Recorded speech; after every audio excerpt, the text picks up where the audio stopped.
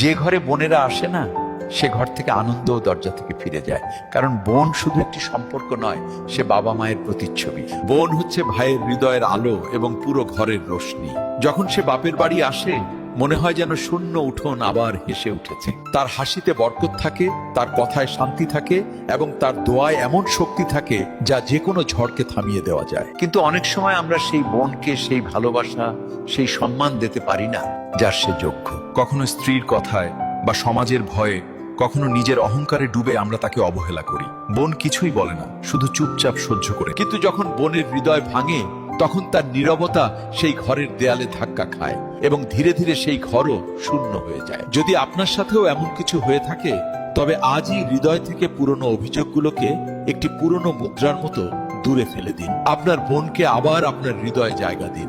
তারপর দেখবেন ৩-৪ মাসেরই মধ্যেই আপনার ঘর আবার ভেসে উঠবে, সমস্ত আনন্দ ফিরে আসবে এবং আপনার হৃদয়ও শান্তি পাবে। একবার চেষ্টা করেই দেখুন, বোনের ভালোবাসায় সৃষ্টিকর্তার রহমত লুকিয়ে থাকে। আর যদি এই কথাগুলো আপনার কাছে সত্যি মনে হয়, তবে এই ভিডিও শেয়ার করুন, যাতে অন্য কোনো বোনও আবারও হাসতে পারে